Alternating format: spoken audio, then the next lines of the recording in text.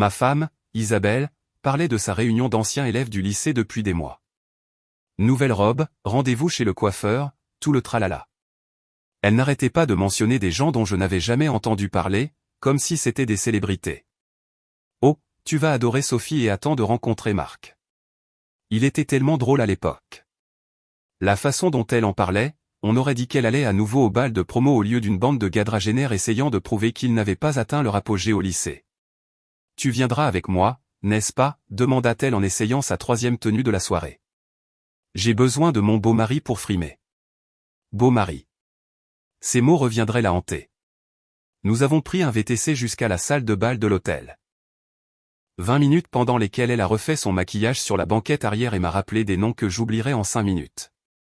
Le chauffeur a simplement levé les yeux au ciel en me regardant dans le rétroviseur. Nous connaissions tous les deux la chanson. Au moment où nous sommes entrés, quelque chose clochait. Elle s'est immédiatement illuminée, balayant la pièce du regard comme si elle cherchait quelqu'un de précis. Toute sa posture a changé. Épaules en arrière, sourire plus grand, voix plus aiguë. Oh mon Dieu, c'est Julie? Elle m'a attrapé le bras et m'a pratiquement traîné à travers la pièce. C'est là que ça a commencé à devenir intéressant. Julie, tu es magnifique. Elles se sont serrées dans les bras comme si elles avaient été séparées par la guerre, pas par 20 ans de harcèlement sur Facebook. Et voici. Elle a marqué une pause, me regardant comme si elle essayait de se souvenir de mon nom. Point mon cavalier pour ce soir. Cavalier, pas mari. Cavalier. Julie a souri poliment et m'a serré la main. Enchanté. Son mari, en fait, dis-je en lui tendant fermement la main. Nous sommes mariés depuis 8 ans. Le silence a duré exactement 2 secondes de trop. Le visage d'Isabelle a pris environ 5 expressions différentes. Julie avait l'air confuse. J'ai juste souri. Oh, waouh. Je n'ai pas, commença Julie. Ne t'inquiète pas, dit rapidement Isabelle, me lançant un regard qui aurait pu couper du verre. Viens, laisse-moi te présenter d'autres personnes.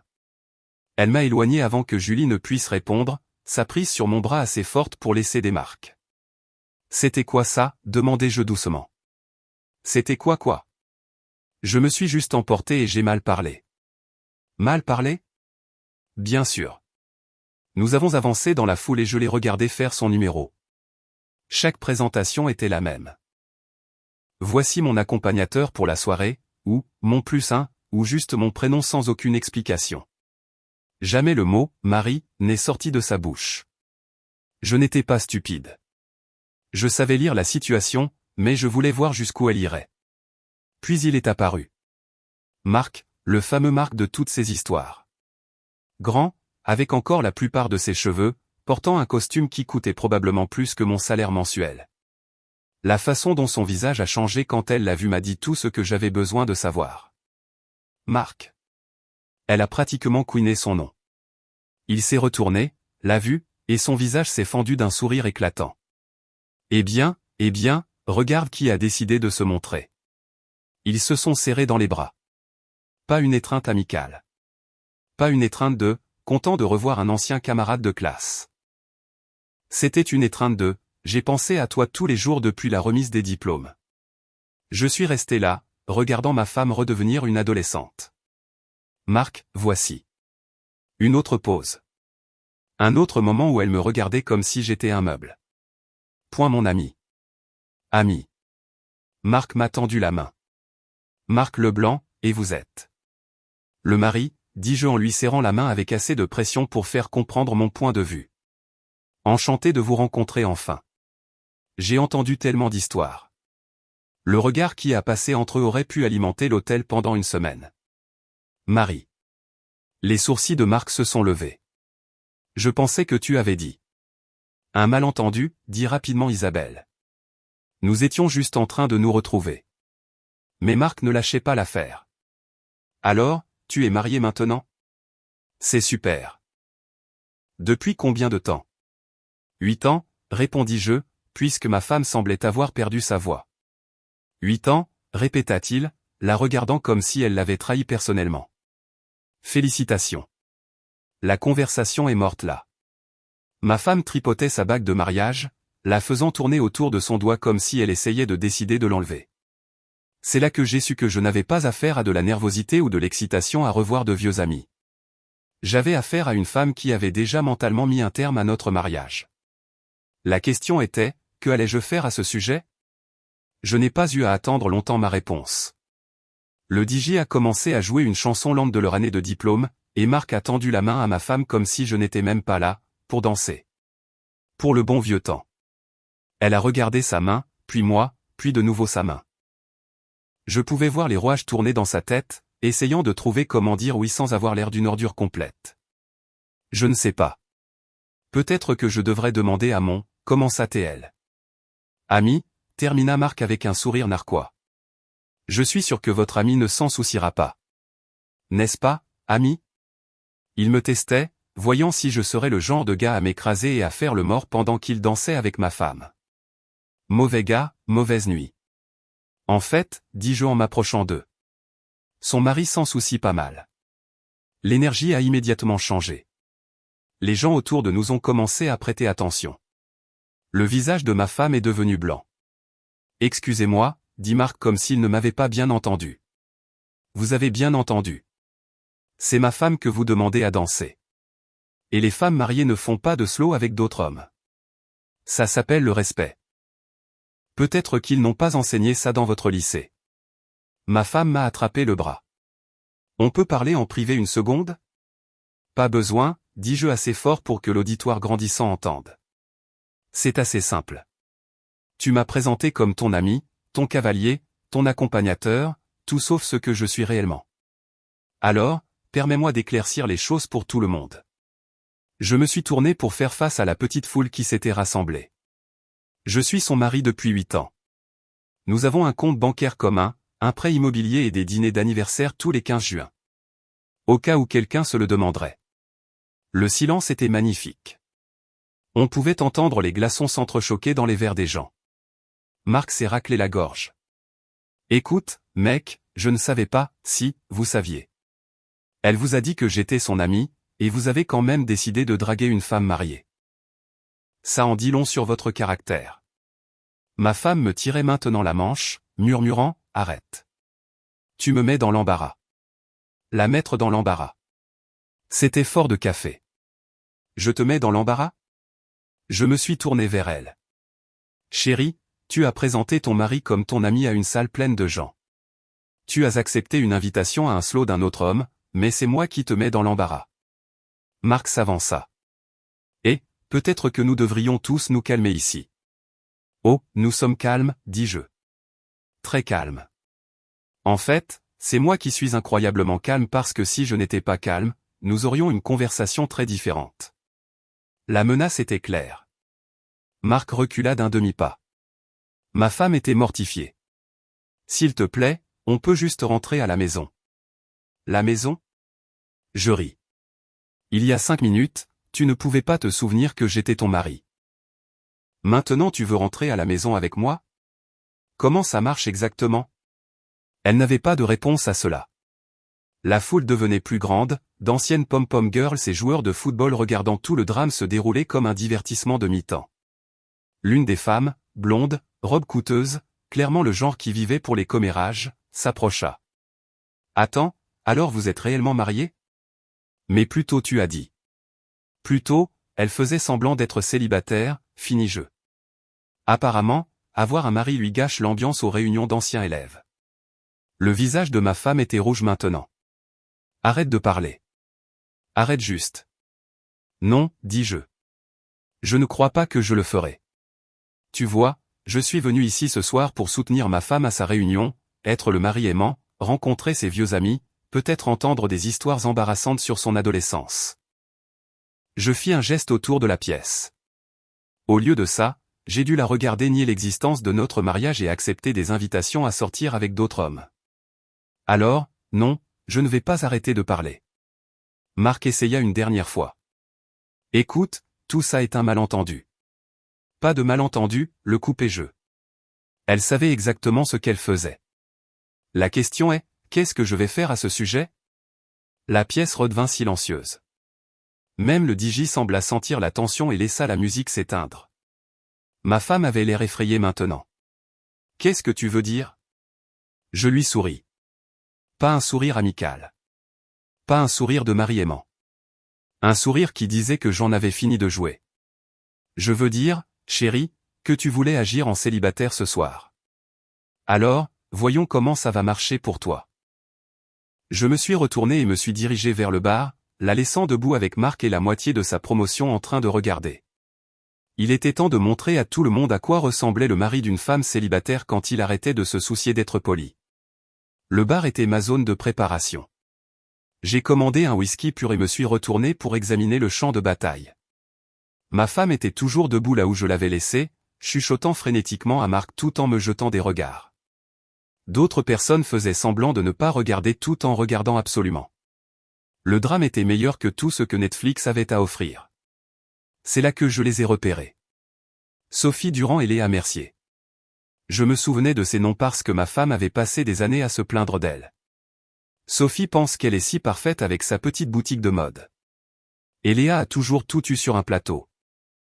Elle se tenait près de la table des desserts, ressemblant exactement au genre de femme qui avait rendu ma femme mal à l'aise pendant 2 décennies, superbe, confiante, et, d'après la façon dont elle me regardait, très disponible pour la conversation. Parfait, je me suis approché avec mon verre et cette confiance facile qui vient de ne plus s'en soucier. Mesdames, dis-je en levant légèrement mon verre. Vous passez un bon moment à revivre les jours de gloire? Sophie rit. C'est ce que nous faisons. Je pensais que nous essayions juste de savoir qui avait grossi, qui était devenu riche et qui avait divorcé.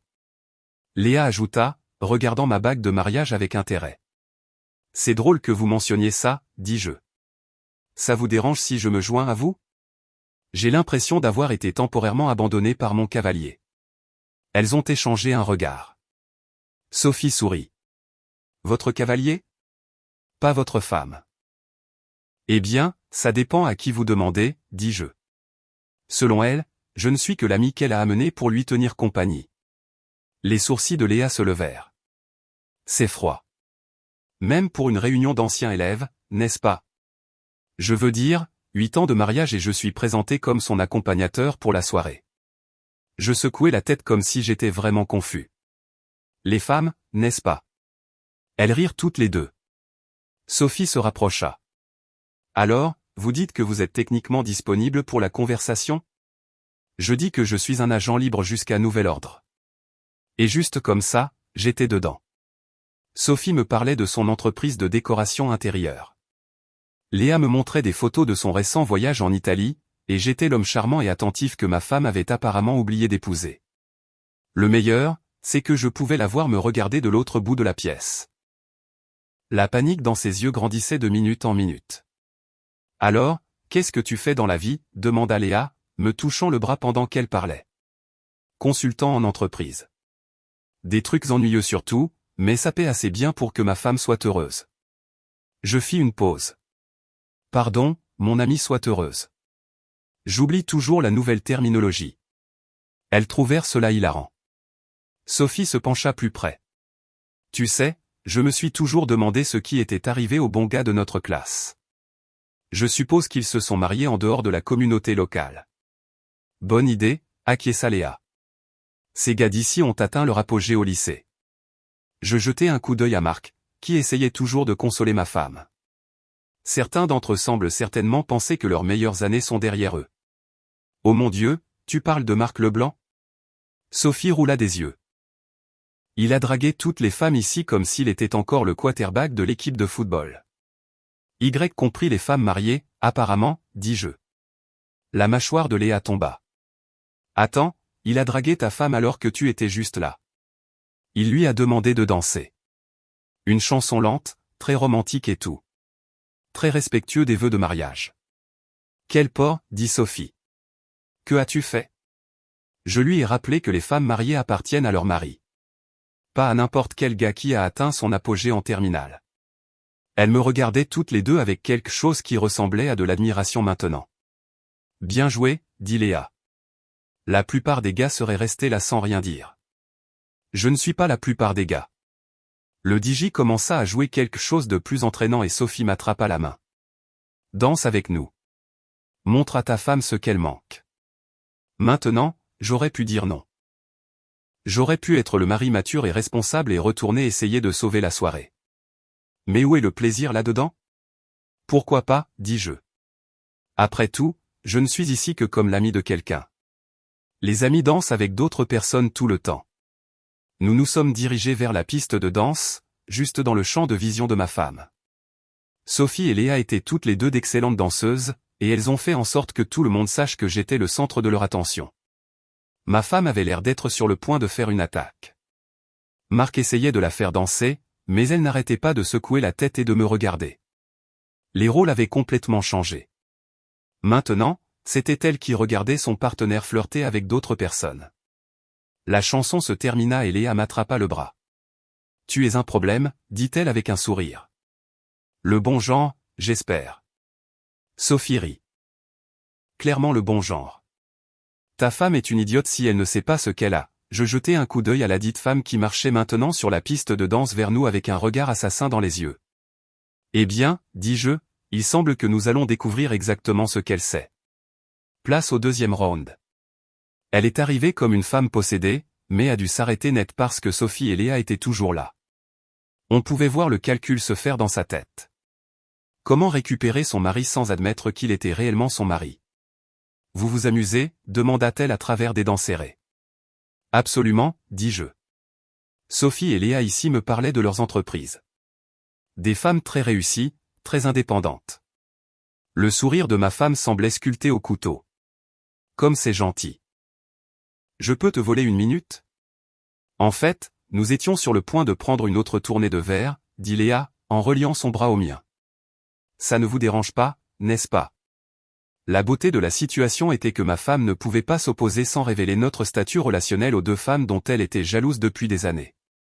Je suis sûr que votre ami ne verra pas d'inconvénient à vous partager quelques minutes de plus, ajouta Sophie gentiment. Le visage de ma femme a pris environ 10 nuances de rouge différentes. Ami, c'est ce que tu l'as appelé plus tôt, n'est-ce pas? La voix de Léa était d'une pure innocence quand elle l'a présentée à Julie. Prise. Complètement et totalement prise. J'ai décidé de l'aider. C'est bon, chérie. Je sais à quel point ces choses peuvent être confuses. Je vais te dire quoi, pourquoi ne pas profiter du reste de ta réunion, danser avec Marc, retrouver de vieux amis. Je serai juste ici, à mieux connaître ces charmantes dames. L'affectueux était délibéré, assez doux pour paraître attentionné, assez pointu pour enfoncer le couteau. Elle se pencha plus près et chuchota, nous devons parler maintenant. Vraiment? Chuchotai-je en retour. Parce que selon toi, nous ne sommes que des amis et les amis ne s'exigent rien les uns des autres.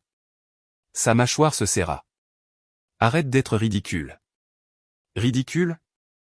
Je me redressai, parlant de nouveau à volume normal. Mesdames, mon ami ici pense que je suis ridicule. Qu'en pensez-vous? Sophie appréciait cela beaucoup trop. Ridicule? Comment ça? Pour leur parler. Pour apprécier la compagnie de femmes belles et réussies qui apprécient réellement ma conversation, dis-je en regardant directement ma femme. Léa rit. Oh, nous l'apprécions certainement. C'est rafraîchissant de rencontrer un vrai gentleman pour une fois.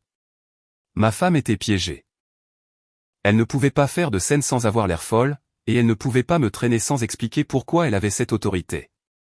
Je vais prendre l'air, dit-elle finalement. Cette pièce est un peu trop bondée. Bonne idée, dis-je. Prends ton temps. Je serai juste ici quand tu reviendras. Elle me lança un dernier regard assassin et se dirigea vers la sortie. Marc commença à la suivre, mais elle lui fit signe de la main. Apparemment, même son plan de secours ne fonctionnait pas. Sophie secoua la tête. Cette femme a de sérieux problèmes. Vous n'avez aucune idée, murmurai-je. L'heure suivante fut en fait amusante. Du vrai plaisir, pas la politesse forcée d'accompagner un conjoint à sa réunion d'anciens élèves. Sophie et Léa me présentèrent à d'autres camarades de classe. Nous avons partagé des histoires, ri du drame ridicule qui se produit inévitablement dans ce genre de soirée. Cela m'a rappelé ce que l'on ressent quand on est avec des gens qui veulent réellement notre présence. Vers 22h30, j'ai vérifié mon téléphone. Aucun message de ma femme. Elle était dehors depuis plus d'1 heure et n'avait pas pris la peine de prendre de mes nouvelles une seule fois. Cela m'a dit tout ce que j'avais besoin de savoir. Vous savez, dis-je à Sophie et Léa. C'était génial, mais je pense qu'il est temps pour moi de partir. Léa eut l'air déçue. La nuit ne fait que commencer. Crois-moi. Pour moi, cette nuit a atteint son apogée il y a environ 1 heure. J'ai sorti mon téléphone. Je vais appeler un VTC. Je peux avoir vos numéros à toutes les deux? J'aimerais rester en contact. Elles se sont pratiquement battues pour me donner leurs coordonnées. Sophie se pencha alors que je rentrais son numéro dans mon téléphone. Appelle-moi si jamais tu en as marre d'être l'ami de quelqu'un, dit-elle avec un clin d'œil. Je vais y penser. J'ai trouvé ma femme dehors, à l'entrée de l'hôtel, assise sur un banc et fixant son téléphone. Elle a levé les yeux quand elle a entendu mes pas, prêt à partir, demanda-t-elle comme si rien ne s'était passé. En fait, j'ai déjà appelé un VTC. Il devrait être là dans environ 3 minutes. Elle se leva. Bien. Nous devons parler de ce soir. Nous. Je secouai la tête. Il n'y a pas de nous dans cette conversation. Tu as été très clair quand tu m'as présenté comme ton ami. J'étais nerveuse. J'ai fait une erreur. Plusieurs erreurs, corrigez-je.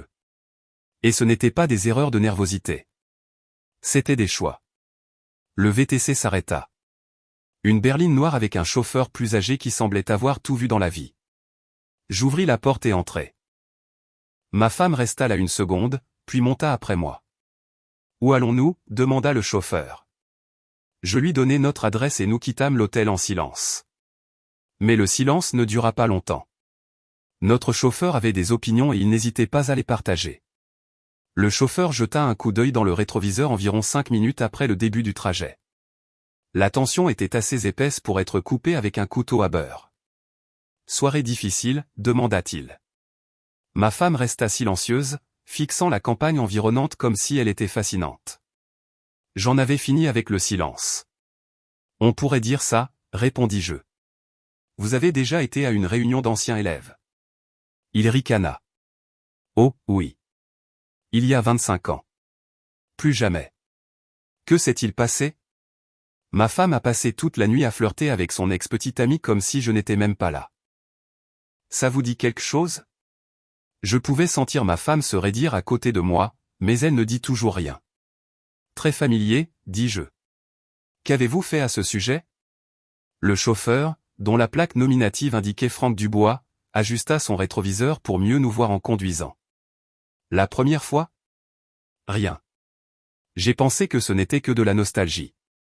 Vous savez, les gens deviennent bizarres quand ils se replongent dans leur passé.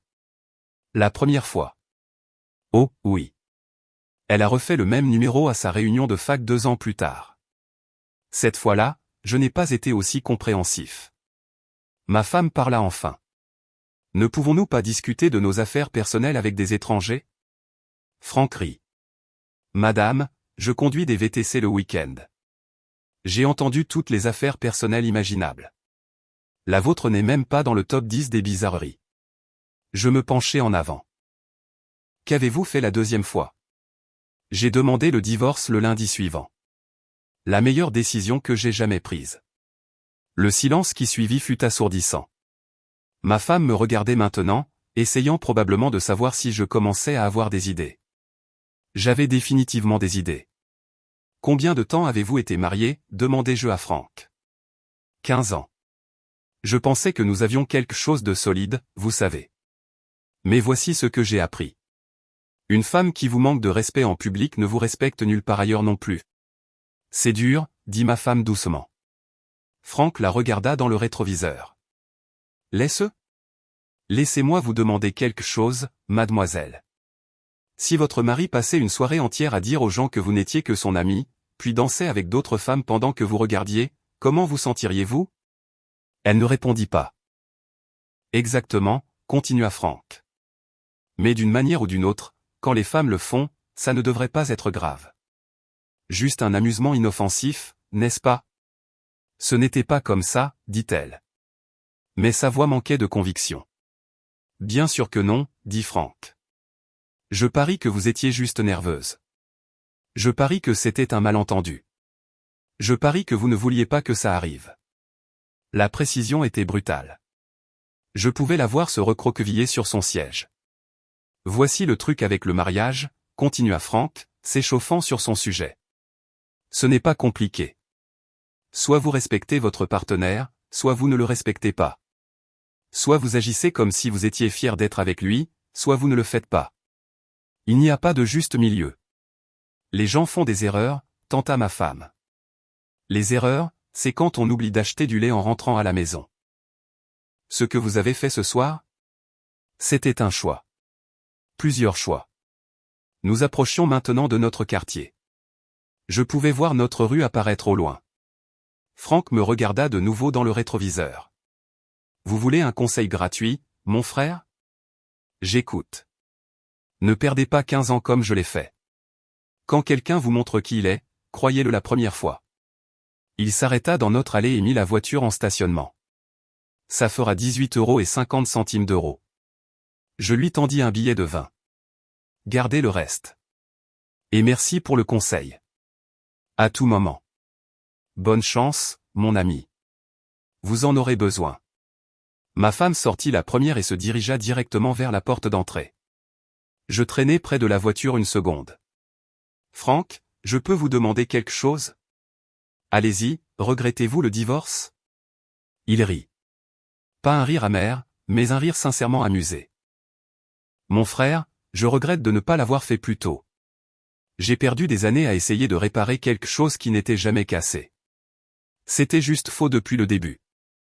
Merci, mon ami. J'avais besoin d'entendre ça. Prenez soin de vous. Et rappelez-vous, vous ne pouvez pas aimer quelqu'un au point qu'il vous respecte. Je le regardais s'éloigner, puis me tournai vers la maison. Ma femme se tenait dans l'embrasure de la porte, m'attendant.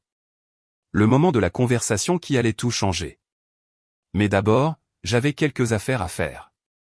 Je suis passé devant elle et suis entré dans notre maison sans dire un mot. Elle m'a suivi, fermant la porte derrière nous avec plus de force que nécessaire. D'accord, parlons, dit-elle, les bras croisés. Qu'est-ce que c'était, ça? Je me suis dirigé directement vers la chambre et j'ai sorti mon sac de voyage de l'armoire. Qu'est-ce que c'était quoi? Moi, appréciant la compagnie de personnes qui voulaient réellement ma présence. Tu flirtais avec Sophie et Léa juste devant tout le monde. J'ai commencé à jeter des vêtements dans le sac. J'étais amical. Tu sais, la façon dont les personnes mariées agissent quand elles sont fières de leur conjoint. Ne sois pas dramatique. Ce n'était pas si grave. J'ai arrêté de faire ma valise et les regarder. Ce n'était pas si grave? Tu m'as présenté comme ton ami plusieurs fois à plusieurs personnes. Ensuite, tu as accepté un slow de ton ex-petite amie pendant que je me tenais là à regarder. J'étais nerveuse de revoir tous ces gens. Ça m'a ramené des souvenirs. Oui, je pouvais le dire. Surtout les souvenirs de quand tu étais célibataire. Elle s'assit sur le bord du lit, essayant une approche différente. Écoute, je suis désolé, d'accord? J'ai mal géré ça, mais nous pouvons surmonter ça. J'ai fermé le sac et l'ai jeté près de la porte. Puis je suis allé à ma commode et j'ai commencé à sortir d'autres vêtements. Où vas-tu? Sa voix devenait plus petite. À Biarritz, ma maison de plage. Tu te souviens de celle que j'ai achetée avant que nous nous marions? Celle qui est restée vide, à part quelques locations occasionnelles sur Airbnb. Tu ne peux pas simplement partir. En fait, je peux. Tu vois, c'est la belle chose d'être l'ami de quelqu'un. Les amis ne se doivent pas d'explications quand ils décident de prendre des vacances. J'ai attrapé ma sacoche d'ordinateur portable et mon chargeur de téléphone. De plus, tu semblais tellement t'amuser à agir en célibataire ce soir. Maintenant, tu peux réellement être célibataire. Je n'agissais pas en célibataire. Je me suis tourné vers elle. Tu as présenté ton mari de 8 ans comme ton accompagnateur. Tu as flirté avec ton ex-petite amie. Tu as accepté une invitation à danser d'un autre homme. Tu as passé 1 heure dehors à m'éviter pendant que je parlais à d'autres femmes. C'est toi qui parlais à d'autres femmes. Après que tu m'aies clairement fait comprendre que je n'étais que ton ami pour la soirée. J'ai pensé que si j'allais être rétrogradé de mari à ami, je pouvais aussi profiter des avantages d'être célibataire. Elle commençait à paniquer maintenant. C'est insensé. Tu jettes notre mariage à cause d'une seule nuit. Je me suis dirigé vers ma table de chevet et j'ai ouvert le tiroir. À l'intérieur se trouvaient nos documents importants, acte de naissance, carte de sécurité sociale, papier d'assurance. J'ai pris ma moitié et laissé la sienne. Je ne jette rien, dis-je calmement. Tu l'as jeté quand tu as décidé qu'être marié à moi était quelque chose dont il fallait avoir honte. Je n'ai jamais eu honte. Alors pourquoi ne pouvais-tu pas dire le mot mari? Pourquoi m'as-tu présenté comme tout sauf ce que je suis réellement? Elle n'avait pas de réponse à cela. Je suis allé à la salle de bain et j'ai pris mes articles de toilette, les jetant avec les vêtements. Tout le processus a pris peut-être 10 minutes. 8 ans de mariage et tout ce qui comptait pour moi tenait dans 2 sacs. Cela aurait dû nous dire quelque chose la même. Alors quoi? Tu vas juste à Biarritz et c'est tout. Pas de discussion, pas de thérapie, pas de résolution des problèmes. Je me suis arrêté à la porte de la chambre. Qu'y a-t-il à résoudre? Tu m'as montré exactement qui tu es ce soir. Tu m'as montré le peu de respect que tu as pour notre mariage et pour moi en tant que ton mari. Une erreur. Plusieurs erreurs. Et Franck avait raison. Ce n'étaient pas des erreurs. C'étaient des choix. Franck, le chauffeur de VTC. Tu prends des conseils matrimoniaux d'un inconnu. Je prends des conseils d'un homme qui a vécu exactement la même situation et qui en a tiré des leçons. Contrairement à certaines personnes. J'ai pris mes sacs et me suis dirigé vers la porte d'entrée. Elle m'a suivi, de plus en plus désespérée à chaque seconde. S'il te plaît, ne fais pas ça. Nous pouvons arranger ça. Je ferai mieux. Je le promets. Tu as eu 8 ans pour faire mieux. Ce soir était ton examen final et tu as échoué. J'ai ouvert la porte et suis sorti. Ma voiture était dans l'allée où je l'avais laissée ce matin-là. À l'époque où je pensais être marié à quelqu'un qui me respectait. Combien de temps? Cria-t-elle derrière moi. Je me suis retourné. Combien de temps?